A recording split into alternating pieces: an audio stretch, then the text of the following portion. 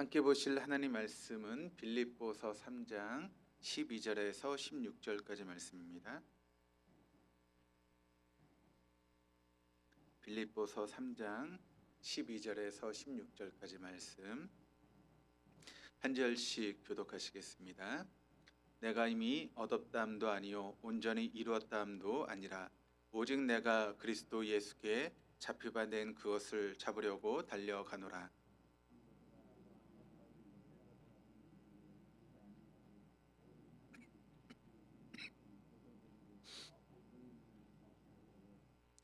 표대를 향하여 그리스도 예수 안에서 하나님이 위에서 부르신 부름의 상을 위하여 달려가노라.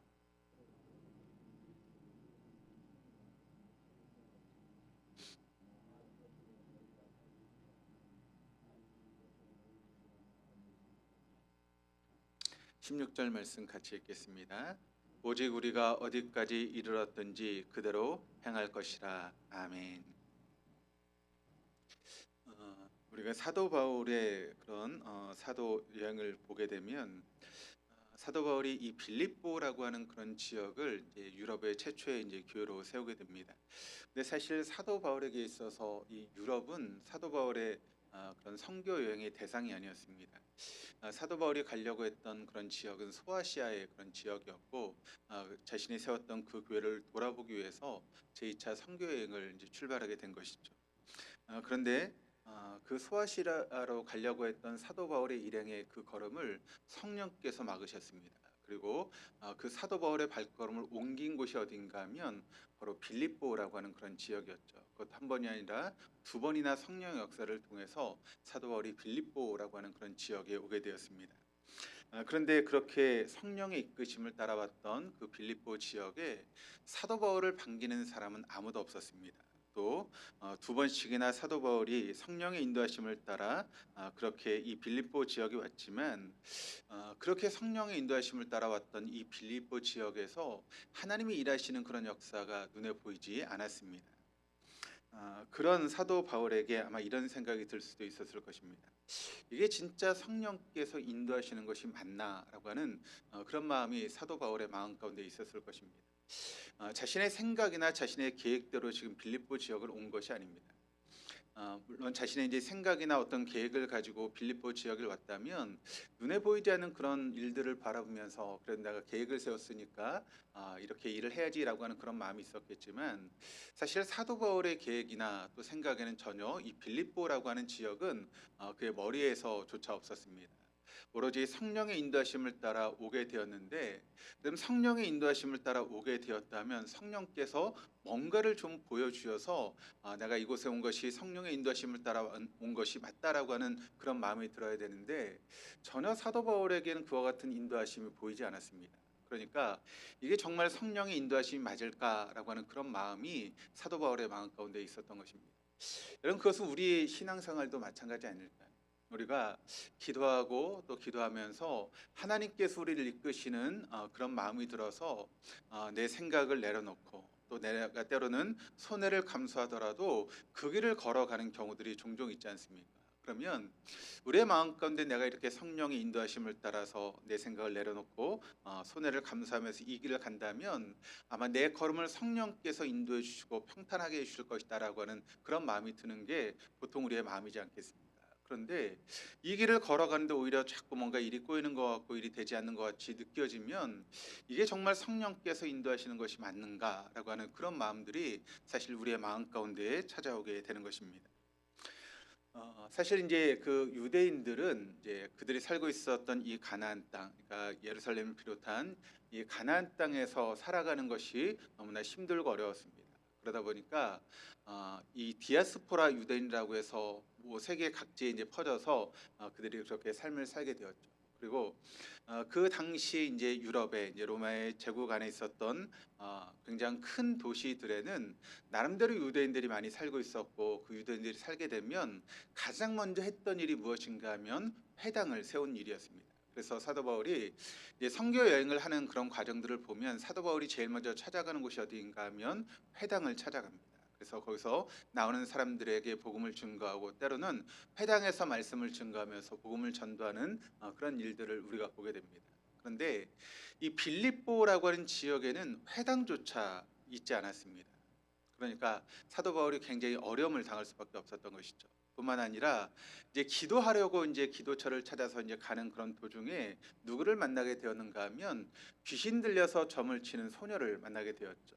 근데 그 귀신 들려서 점을 치는 소녀가 계속 사도 바울을 쫓아다니면서 자꾸 어렵게 만드는 것입니다. 그래서 어쩔 수 없이 사도 바울이 어떻게 했는가 하면 예수 이름으로 그 귀신을 내어 쫓았습니다. 그랬더니 그 귀신 들려서 점을 치는 소녀를 통해서 돈벌이했던 그 주인들의 입장에서 보면 자신의 수입의 원천이 이제 사라지게 된 것입니다. 이 일로 인해서 점을 치던 소녀의 그런 주인이 바울과 실라를 고발하게 되었고 아고라로 끌려가서 반원들에게 고발하게 됩니다. 그런데 고발했던 그 제목이 무엇인가 하면 이들이 그 소녀를 통해서 내가 돈을 벌었는데 이들 때문에 내 돈벌이가 끊어졌다라고 하는 그런 제목으로 사도 바울을 고발했던 것이 아닙니다. 사도행전 16장 20절에서 21절까지 말씀을 보시면 사도 바울을 고발했던 이유가 무엇인가 하면 유대인인 저 사람들이 우리 성을 심히 요란하게 하고 로마 사람이 우리가 받지도 못하고 행하지도 못할 아주 이상한 풍속을 우리에게 전하고 있기 때문에 우리가 저 사람들을 고발한다라고 하는 그런 제목을 지금 씌워서 사도 바울과 그리고 실라를 이제 고발하게 된 것이죠. 사실 여러분 이게 지금 이유가 아니지 않습니까? 그 사람들의 진짜 목적은 자신의 돈벌이가 끊어졌기 때문에 지금 사도 바울과 실라를 고발하는 것이지 이들이 지금 내세운 핑계는 전혀 그들의 그런 마음이 아니었다라고 하는 것이죠. 근데 사실 여러분 우리가 인간을 바라보면 느끼는 것이 무엇인가 하면 우리가 가지고 있는 그 욕망을 여러분 어떻게 보면 이렇게 아름답게 포장하는 것이 우리의 모습일 때가 얼마나 많이 있습니까? 우리 속의 욕망을 감춰놓고 그 실상 우리의 마음인데 마치 그렇지 않은 것처럼 교묘하게 우리의 욕망을 포장해서 마치 그럴듯하게 보이게 하는 것들이 우리의 마음일 때가 많이 있습니다. 그런데 그 고발로 인해서 사도 바울이 어떻게 되었습니까?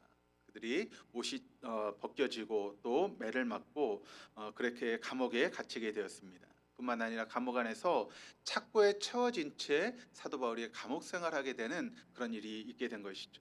그런데 이 모든 과정 속에서 그들을 인도하셨던 분이 누구신가 하면 바로 성령님 아니십니까?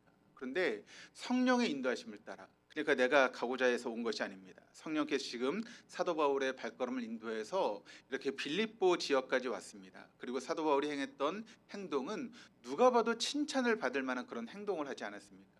귀신 들려서 어려움 가운데 있는 소녀의 귀신을 쫓아내는 것은 누가 봐도 여러분 칭찬을 해야 될 일이고 좋은 일이었는데 그 일 때문에 오히려 사도 바울이 매를 맞게 되었고 또 감옥에 갇히게 되었고 그 감옥 안에서도 착고에 매여서 도저히 이제 움직일 수 없는 그런 상황 가운데 빠지게 된 것이죠. 그러면 보통 우리의 마음 가운데 여러분 어떤 마음이 들겠습니까? 이게 정말 성령께서 인도하신 것이 맞아? 정말 하나님께서 나와 함께 하시는 게 맞아? 라고 하는 그런 마음이 우리의 마음에 들게 되는 것이죠. 여러분 우리가 교회 일을 하다 보면 내 생각을 내려놓고 하나님의 말씀에 순종해서 때로는 손해를 감수하면서 주의를 감당할 때가 있습니다. 그런데 돌아오는 것이 여러분 언제나 좋은 것이 우리에게 돌아오는 것이 아니지 않습니까? 때로는 오해를 받는 경우들도 있고 괜히 일을 했다가 사람들로부터 손가락질을 당하는 그런 경우들도 있죠. 또 굉장히 중간에 이제 섰다가 그 중간에서 이러지도 못하고 저러지도 못한 채 양쪽에서 이제 그렇게 욕을 먹는 경우들도 종종 있는 것을 보게 됩니다. 그러면서 이게 정말 하나님께서 일하시는 것이 맞나라고 하는 그런 마음이 들 때가 있죠. 내가 이렇게 하나님의 뜻에 따라서 내 생각을 내려놓고 순종했는데 왜 보여지는 일들이 펼쳐져 가는 그런 일들이 왜 이렇게 이루어질까라고 하는 그런 답답한 마음들이 우리의 마음 가운데 있는 것을 보게 됩니다. 그런데 여러분 사도 바울의 그 매임으로 인하여서 어떤 일이 일어났는가를 우리가 바라볼 수 있어야 됩니다. 그 매임으로 인해서 그 감옥 안에서 지진이 일어나고 모든 옥의 문이 열리고 또 착고가 풀어지는 그런 과정을 통해서 그 감옥을 지키고 있었던 간수가 복음을 받게 되었고 그 가정이 예수를 믿게 되었을 뿐만 아니라 그들을 통해서 우리가 알고 있는 빌립보 교회가 세워졌다라고 하는 것을 우리는 잘 알고 있습니다. 그러니까 사도 바울이 당시 당했던 그런 모습들을 보면 왜 이런 일들이 벌어지나라고 하는 그런 마음이 충분히 들 수 있음에도 불구하고 하나님은 그 시간들을 사용하셔서 하나님 놀라운 일들을 이루시고 있다라고 하는 것을 보게 되죠. 그러므로 여러분, 하나님은 우리의 시간의 주인이 되시는 분이십니다. 그래서 우리가 원하지 않는 그런 시간이라 할지라도 그 시간을 통하여서 하나님 놀라운 일들을 이루시는 분이 하나님이시죠. 그러므로 우리가 어떤 어려운 일 앞에서 당장 그 어려움만을 바라봐서는 안 된다라고 하는 것입니다. 지금 이 어려움의 시간이 우리가 원하지 않는 시간일 수 있지만 시간의 주인이 되신 하나님께서 그 시간마저도 활용하셔서 하나님의 놀라운 일을 이루시는 분이시다라고 하는 것을 우린 빌립보에서 사도 바울의 그런 모습을 통해서 발견할 수 있게 되는 것입니다. 그러니까 여러분, 그와 같은 일들을 통해서 빌립보 교회가 세워지는 하나님의 놀라운 섭리를 우린 사도 바울을 통해서 발견할 수 있게 되는 것입니다.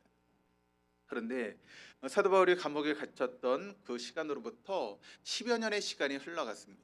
그런데 지금 사도 바울이 또 어디에 있습니까?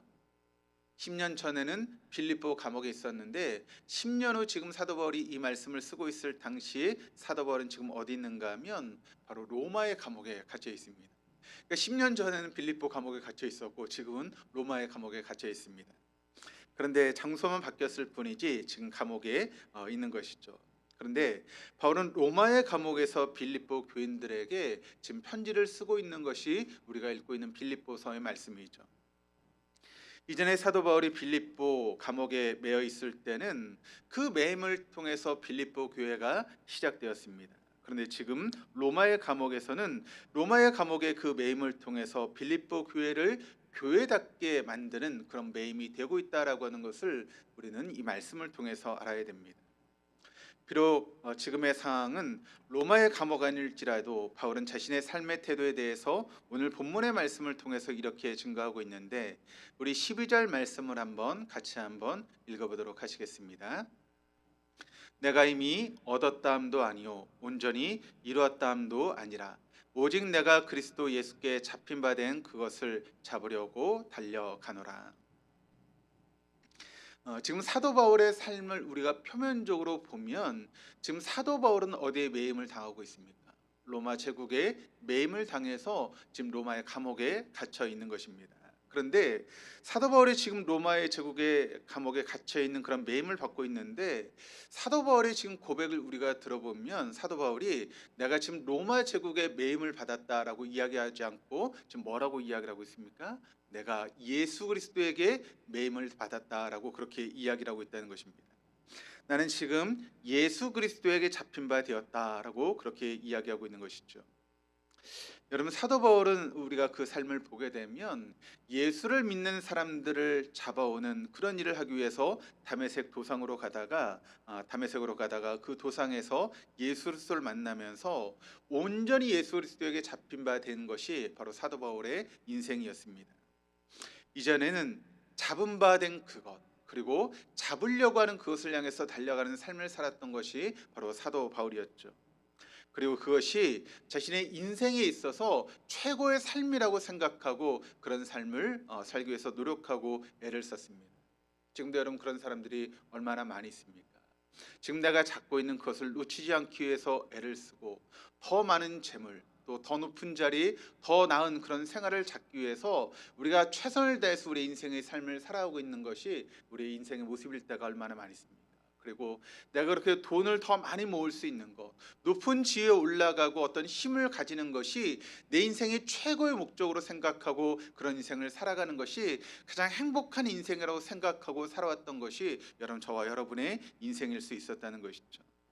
그러나 사도 바울은 예수님께 잡힌 바 되고 나서 그렇게 잡고 있었던 것, 또 잡으려고 했던 그 모든 것들이 얼마나 어리석은 것인지를 깨닫게 된 것입니다. 그래서 우리가 알고 있는 것처럼 사도 바울은 잡았던 것이 있습니다. 또 잡으려고 애를 썼던 것이 있죠. 여러분 그것이 무엇입니까?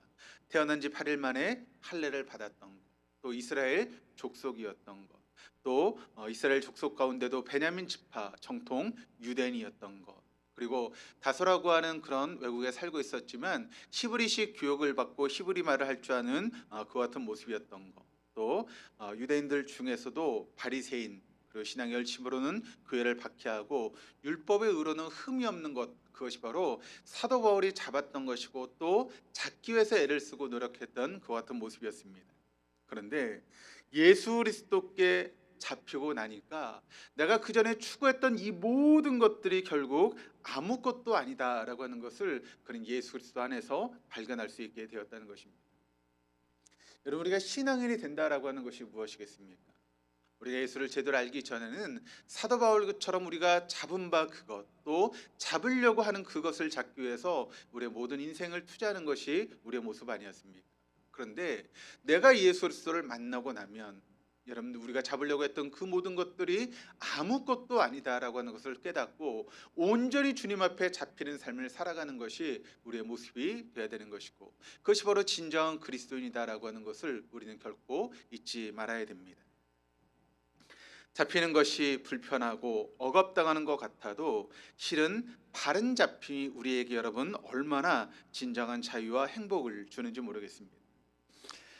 결혼했던 남자분들 중에는 종종 이런 말을 하시는 분들이 계시죠. 어떤 말인가 하면 여러분 중에도 하시는 분들이 계신지 모르겠는데, 마누라에게 잡혀 사는 게 편해라고 하는 그런 말씀을 하시는 분들이 계시잖아요. 표정을 보니까 전혀 그러신 분들이 없으신 것 같네요. 저는 저희 집사람한테 잡혀 사는 게 편하더라고요. 그렇게 이제 누군가에 잡힌다라고 하는 것은 참 어떤 면에서 보면 불편한 것 같지만 편할 때가 참 많이 있습니다. 그런데 여러분, 남편이 아내에게 매이지 않는다면 그 남편이 어떤 삶을 살겠습니까? 아내에게 매이지 않는 삶을 꿈꾸다 이런 패가 망치는 남편들이 주변에 얼마나 많이 있습니까? 물론 아내도 남편에게 매여야 합니다. 남편에게 매이지 않는 아내는 바른 아내의 역할을 감당할 수 없기 때문에 아내는 남편에게 매여야 되고, 남편은 아내에게 매일 때 그 가정이 아름다운 가정이 될 수 있고 올바른 가정이 되어줄 수 있는 것이죠. 그러므로 부부가 서로에게 매여야 건강한 가정을 이끌어갈 수 있다라고 하는 것을 우리는 잘 알고 있습니다.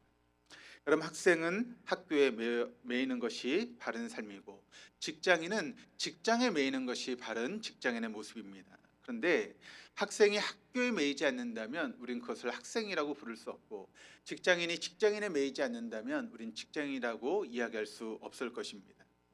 일상생활에도 이렇게 매임이 중요한데 우리 신앙생활 가운데도 이런 매임이 중요하다라고 하는 것을 우린 결코 놓치지 말아야 됩니다.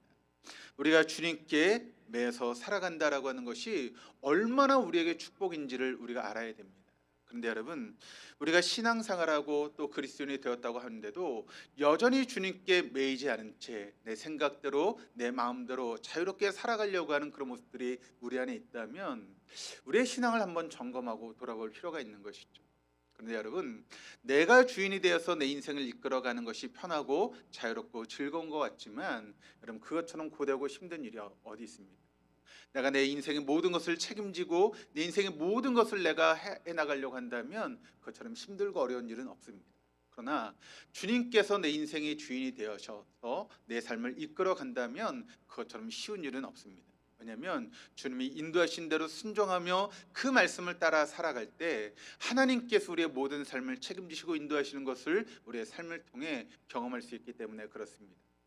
그 과정 속에서 때로는 힘들고 어려운 일이 있을 수 있죠. 그럼에도 불구하고 우리가 전적으로 주님 앞에 순종하며 그 말씀에 따라 살아갈 때 결국 그 모든 것까지도 합력해서 선을 이루어 가신 하나님이 우리의 삶 가운데 우리의 길을 인도해 나가시는 것입니다. 사실 이 자리에 있는 우리 모두가 여러분 그런 경험을 통해서 이 자리까지 오지 않았습니다. 힘들고 어려운 순간이 있었지만 주님께서 내 삶을 이끌어 가시는 것을 우리가 경험하고 온전히 주님께 순종하면서 우리가 우리의 자리를 지켜나갔을 때 결국 이 자리까지, 여기까지 하나님께서 우리와 함께 하시고 우리를 인도하셨다라고 하는 것을 우리가 고백하게 되는 것이죠. 우리가 좋아하는 복음성가 중에 오직 주의 사랑에 매여라고 하는 그런 복음성가가 있습니다. 그런데 그 복음성가의 가사가 이렇게 되어 있습니다. 오직 주의 사랑에 매여 내 영 기뻐 노래합니다. 이 소망의 언덕 기쁨의 땅에서 주께 사랑 드립니다. 오직 주의 임재 안에 갇혀 내 영 기뻐 찬양합니다. 이 소명의 언덕 거룩한 땅에서 주께 경배해 드립니다. 주께서 주신 모든 은혜 나는 말할 수 없네. 내 영은 즐거이 주 따르렵니다. 주께 내 삶 드립니다. 반주만 있으면 제가 딱 이렇게 불러드리면 참 좋은데 반주가 없어서 제가 참았습니다. 근데 여러분 한번 생각해 보시길 바랍니다. 우리가 매여 있는데 그것 때문에 기뻐하며 노래할 수 있다. 또 갇혀 있는데 찬양하며 경배할 수 있다. 여러분 이해가 되십니까? 우리의 생각으로는 좀 이해가 되지 않는 그런 마음이죠. 그런데 우리를 메어 주신 분이, 우리를 보호해 주시는 분이 우리를 영원히 살리시기 위해서 십자가에서 죽으신 예수 그리스도시라면 얼마든지 그 예수께 메어 있는 것이 우리에게 기쁨이 되고 감사가 되고 찬양의 제목이 될 수 있다라고 하는 것을 우리는 잘 알고 있습니다. 그래서 우리가 주님께 매이면 매일수록 우리는 그 안에서 진정한 자유를 누리게 되는 것이고, 우리가 주님께 붙잡히면 붙잡일수록 우리는 더욱더 주님 안에서 신실하고 진실한 삶을 살아갈 수 있게 된다라고 하는 것을 여러분 잊지 마시기를 바랍니다. 그래서 오늘 13절 말씀이 이렇게 증거하고 있습니다. 우리 한번 읽어보시겠습니다. 형제들아, 나는 아직 내가 잡은 줄로 여기지 아니하고 오직 한 일, 즉 뒤에 있는 것은 잊어버리고 앞에 있는 것을 잡으려고.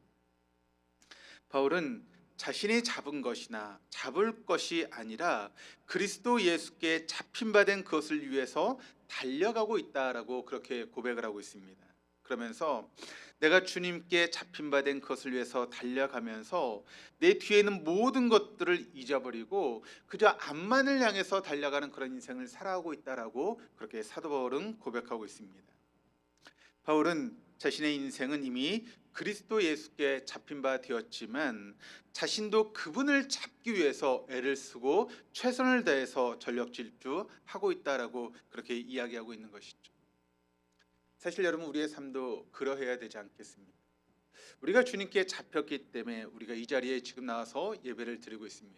그렇다면 나를 주의 은혜 가운데 잡아주신 그 주님을 위해서 우리도 그 주님을 붙잡기 위해서 전력 질주하는 그런 삶이 우리 믿는 성도들의 삶이 되어야 될 줄 믿습니다. 그런 경주를 위해서 한 가지 우리가 염두에 두어야 될 것이 있습니다. 그것은 무엇인가 하면 오늘 13절의 말씀을 통해 사도 바울이 이야기하고 있는 것처럼 바로 뒤에 있는 것을 잊어버리는 것, 그것이 바로 우리가 진정으로 전력 질주하는 삶의 모습이라는 것입니다.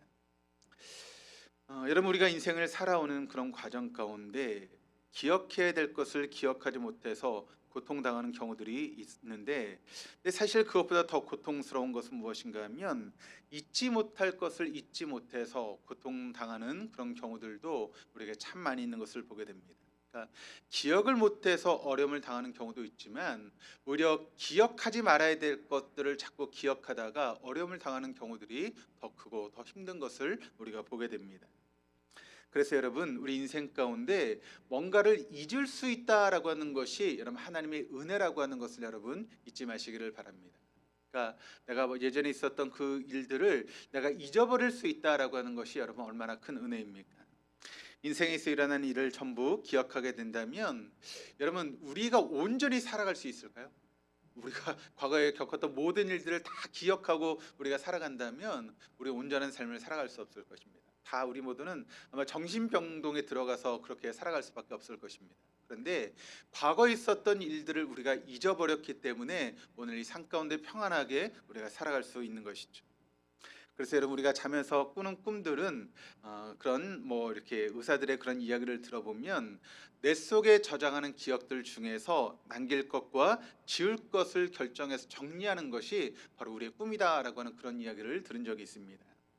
우리에게 잊혀진 기억들이 인생을 더욱 견고하게 만드는 버팀목이 되기도 하는 것이죠. 그런데 문제는 잊고 싶은 것은 잘 잊혀지지 않는다는데 사실 우리의 문제가 있습니다. 과거에 경험했던 큰 상처들, 또 사건들, 경험들을 완전히 기억에서 사라지고 있으면 참 우리가 좋을 텐데 그 기억들은 자꾸 우리에게 되새겨져서 그것이 우리에게 상처가 되고 어려움을 줘서 우리가 거기에 매여서 살아가는 경우들이 얼마나 많이 있습니다. 가끔 신방을 하고 또 사람들을 만나서 이야기를 하다 보면 했던 얘기를 또 하시는 분들이 계세요. 했던 얘기 또 하고 또 다음 만나면 또 그 얘기 하시고 하는 경우들을 종종 듣게 됩니다. 왜 그럴까요?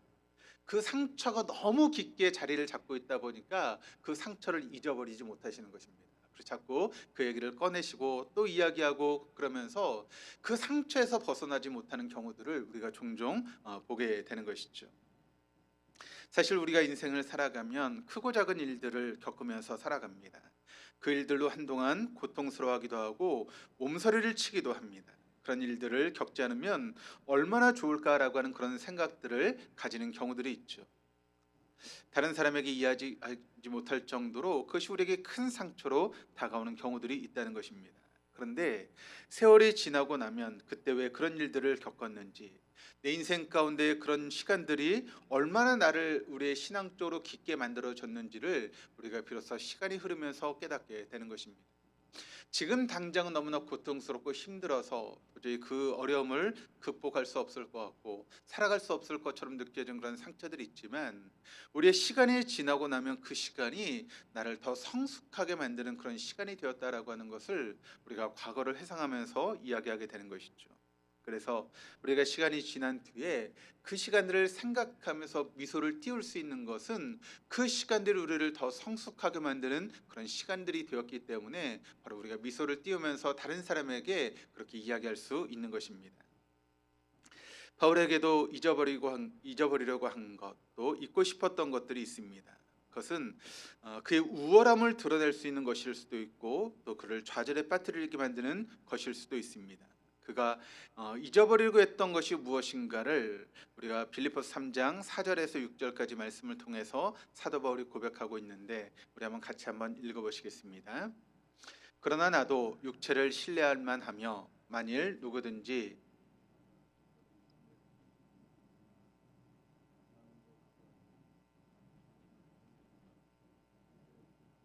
베냐민 지파요 히브리인 중에 히브리인이요 율법으로는 바리새인이요 열심으로는 교회를 박해하고 율법에 이르는 흠이 없는 자라. 사실 사도 바울이 지금 이야기하고 있는 자신이 잊어버리고 싶은 이 부분들은 어떤 면에서 보면 사도 바울을 더욱더 돋보이게 만드는 그런 요소들이기도 합니다. 어디에 가서든지 사람들 앞에서 자랑하게 만들 수 있는 그와 같은 모습이 바로 이와 같은 모습이라는 것이죠. 하지만 사도 바울은 그리스도를 아는 데 있어서 자신의 과거의 모든 것들이 오히려 방해가 되고 있다라고 하는 것을 누구보다 잘 알고 있었습니다. 그래서 이것을 사도 바울은 배설물로 여기고 있다라고 그렇게 고백하고 있는 것이죠. 그리고 바울은 정말 자신이 추구하고 또 붙들기 위해서 애를 썼던 그 모든 것들을 잊어버리고 싶은 그런 마음들이 사도 바울의 마음 가운데 있었다는 것입니다. 왜냐하면 자신의 우월한 부분을 잊지 못해서 그것이 자신에게 올무가 되어지는 경우들이 있었기 때문에 그렇습니다. 여러분, 우리가 구약 성경에 보시면 다윗의 아들 중에 압살롬이라고 하는 그런 아들이 있습니다. 그런데 그의 어머니가 누구인가 하면 마아가라고 하는 그런 여인인데 그술왕 달매의 딸이었습니다. 그러니까 공주의 그런 자녀로 태어났으니까 그 압살롬이라고 하는 그 이제 아들이 얼마나 여러분 남다른 기품을 가지고 있었겠습니까? 그런데 이 압살롬에 대해 성경이 뭐라고 소개하고 있는가를 우리가 보게 되면 사무엘하 14장 25절 26절이 이렇게 이야기합니다. 온 이스라엘 가운데에서 압살롬같이 아름다움으로 크게 칭찬받는 자가 없었으니 그는 발바닥부터 정수리까지 흠이 없음이라. 그의 머리털이 무거움으로 연말마다 깎았으며 그의 머리털을 깎을 때 그것을 달아본즉 그의 머리털이 왕의 저울로 200세겔이었더라. 자, 압살롬의 외모에 대해서 지금 이야기를 하고 있는데 얼마나 아름다우면 발바닥부터 정수리까지 여러분 뭐라고요? 흠이 없었다라고 이야기를 합니다. 우리가 연예인들을 봐도 연예인들이 가끔 뭐 그렇게 이야기를 하지 않습니까? 뭐 자신은 뭐 잘생기지 않았다고 그렇게 이제 말도 안 되는 그런 소리를 하는데, 그런데 여러분 그 연예인들도 보면 다 아름다운 부분인데 어느 부분은 좀 부족한 부분들이 있지 않습니까? 뭐 남들에 비해서 뭐 눈이 작다든가 뭐 코가 좀 덜 오똑하다든가 뭐 그런 부분을 우리가 생각해 볼 수 있게 되는 것이죠. 또 어떤 연예인들은 보니까 정말 완벽한 그런 외모를 가지고 있는데 다리가 좀 짧다라고 하는 그런 것도 보게 되고, 또 어떤 연예인 너무 잘생겼는데 좀 머리가 크다 뭐 그렇게 흠들이 있지 않습니까? 그런데 이 압살롬에 대해서 이야기를 할 때 뭐라고 이야기를 하는가 하면 머리부터 발바닥까지 흠이 없었다. 그 정도로 아름다웠다라고 이야기를 하고 있습니다. 특별히 이제 이 압살롬에 대해서 이야기를 할 때 그 자랑거리가 무엇인가 하면 머리카락이 그의 자랑거리가 되었다는 것입니다. 1년에 한 번씩 그렇게 머리카락을 깎는데 200세겔의 그런 머리카락을 1년에 한 번씩 깎았다라고 이야기를 합니다. 특별히 이제 이 당시 이제 사람들은 머리카락을 굉장히 그렇게 중요하게 생각해서 그 머리카락이 신과 아름다움의 상징으로 이렇게 여겨졌습니다. 그래서 긴 머리카락을 잘라서 그 머리카락과 은과 바꿀 정도로 사람들이 귀중하게 생각하고 있었죠. 그런데 1년에 한 번씩 이 압살롬이 머리카락을 잘랐는데 그것이 200세겔. 그러니까 지금 이제 단위로 세면 한 세겔이 11.4g 정도가 됩니다. 그러면 거의 2,300g 정도가 되는 것이죠. 그러면 여러분 한 4kg 정도가 되겠죠. 그러니까 1년에 한 번 머리를 자르는데 그 머리의 무게가 4kg가 된다. 어마어마한 그런 머리죠. 그러니까 그것이 이 압살롬에게 자랑거리가 되었던 것입니다. 그런데 그렇게 자랑거리였던 그 머리가 압살롬의 마지막 순간에 어떻게 되었는가? 성경이 이렇게 증가합니다. 압살롬이 다윗의 부하들과 마주치니라. 압살롬이 이 노새를 탔는데 그 노새가 큰 상수리 나무 번성한 가지 아래로 지날 때 압살롬의 머리가 그 상수리 나무에 걸림에 그가 공중과 그 땅 사이에 달리고 그가 탔던 노새는 그 아래로 빠져나간지라.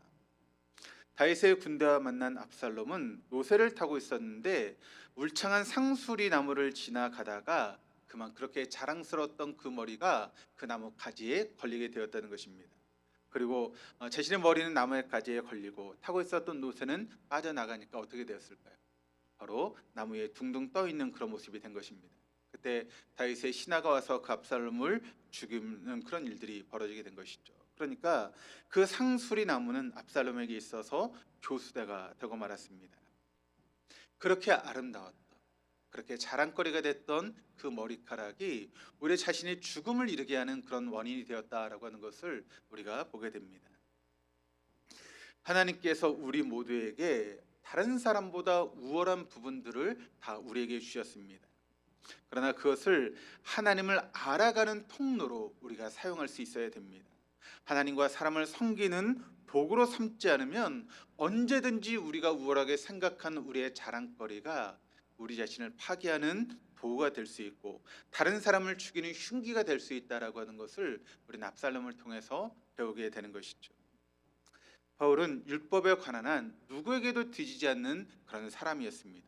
그런데 그 예수를 만나고 나서 그 율법의 모든 것도 배설물과 같이 여기고 잊어버리는 그런 삶을 살게 되었고 그런 사도 바울의 삶이 모든 신앙인들의 사표가 되었다라고 하는 것을 우리는 보게 됩니다. 사실 사도 바울이 정말 잊어버리고 싶었던 것은 그의 잘남이 아니라 오히려 반대였을 것입니다.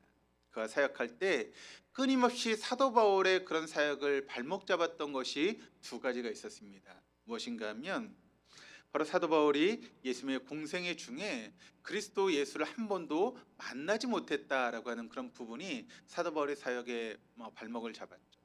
사도라고 하는 것은 예수님과 3년의 공생을 함께 했던 사람들을 사도라고 이야기하는데 사도 바울 같은 경우는 한 번도 예수를 만난 적이 없었기 때문에 어떤 의미에서 이제 사도라고 이야기하는 것이 맞지 않을 수 있다는 것입니다. 또 두 번째는 사도 바울이 예수를 만나기 전에 바로 그리스도인들을 핍박하는 그런 삶을 살았던 것이 사도 바울이었습니다. 그래서 사도 바울은 이것이 항상 그 사역에 있어서 눌림이 되고 어려움이 되었다라고 하는 것을 우리는 알게 됩니다. 바울과 베드로는 예수님의 사역을 가장 훌륭하게 이었던 두 사람이었습니다. 그러나 우리가 세상적인 관점에서 바울과 베드로를 보게 되면 사실 베드로는 바울에 비할 바가 아닙니다. 사실 베드로와 바울을 우리가 세상의 그런 기준으로 바라보면 너무나 이렇게 차이가 나는 그런 모습이 바울과 베드로의 그런 모습입니다. 베드로는 갈릴리 어부 출신이지만 바울은 그 당시 모든 사람이 존경하는 바리새파 사람이었고 또한 어부였던 베드로는 한 번도 학문에 대해서 배운 적이 없었지만 바울 같은 경우는 최고의 석학이었던 가말리엘 문화에서 학문을 배웠던 그런 사람이었습니다.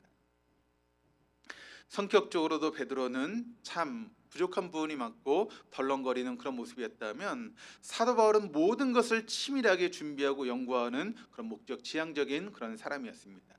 그래서 이 두 사람의 사역을 보면 바울이 훨씬 더 많은 사역을 한 것을 우리가 알 수 있습니다. 그런데 우리가 알고 있는 대부분의 교회는 바울이 세웠고 신학적인 그런 신약 성경도 반 이상이 여러분 사도 바울을 통해서 기록되었다라고 하는 것을 우리가 보게 되죠. 그러니까 베드로와 바울의 양력으로만 본다면 베드로보다는 바울은 훨씬 더 나은 대접을 받아야 했던 것이 마땅한 그런 모습이었습니다. 하지만 우리가 사도 바울의 사역을 보게 되면 사도 바울이 사역하는 그 모든 시간들 속에서 그가 거의 대접을 받지 못하고 사역을 했다라고 하는 것을 우리는 보게 됩니다. 바울은 천막을 지으면서 복음을 전하는 자비랑 선교사였습니다. 그럼에도 그는 사도로서 사람들에게 인정을 받지 못했습니다. 자기가 세운 교회마저에서도 사도 바울은 인정을 받지 못하는 경우들이 종종 있는 것을 우리가 보게 되는 것이죠. 그 이유가 바울이 잊고 싶었던 것, 즉 예수님께서 공생애를 보내실 때 주님을 알지 못했다는 것. 좀 더 구체적으로 말씀을 드리면 베드로와 다른 사도들은 예수님 밑에서 3년 동안 신학 수업을 받았기 때문에 사도가 되는 것은 당연하지만 바울 당시는 신학을 하지 않은 사람이 계시 한번 받았다고 사도가 될 수 있냐라고 하는 그런 이야기를 사도 바울은 수도 없이 들었을 것입니다. 그래서 사도 바울은 여러분 우리가 잘 알고 있는 것처럼 그가 서신을 쓸 때마다 거의 빼놓지 않고 했던 그런 이야기가 있습니다. 어떤 이야기인가 하면 바로 이런 이야기죠. 하나님의 뜻으로 말미암아 그리스도 예수의 사도된 바울은이라고 그렇게 모든 서신에서 자신을 소개하면서 이야기하고 있는 것을 우리가 보게 됩니다. 그러니까 내가 사도가 된 것은 내 힘으로나 내 뜻으로 된 것이 아니라 예수님에 의해서 내가 사도가 된 것이다라고 하는 것을 사도 바울은 언제나 강조하며 이야기합니다. 그 정도로 사도 바울의 사도권을 무시하고 의심하는 사람들이 많았기 때문에 사도 바울은 이런 이야기를 하고 있는 것이죠. 그러나 바울은 사도가 될 계획이 조금 더 없었습니다. 제게는 이 부분이 이렇게 읽혀지기도 합니다. 그래요. 저는 제가 정말 무자격자인 것을 알고 있습니다. 저는 원래 주님을 잘 믿는 독실한 사람도 아니었고 주님에게 3년 동안 신학 수업을 받은 사람도 아닙니다. 아니 그것은 고사하고 저는 생전에 주님을 한 번도 뵌 적이 없습니다. 오히려 예수를 믿는 사람을 잡아다 죽이던 사람입니다. 주님을 따르던 사람들이 그렇게 많았는데 왜 저처럼 자격이 없는 저와 같은 사람을 하나님이 세우셨는지 저도 이해할 수 없습니다. 정말 하나님의 뜻이 아니었다면 사도가 아니 되었을 것입니다. 그런데 어느 날 주님이 저를 부르셔서 당신의 도구로 쓰시겠다고 하셨습니다.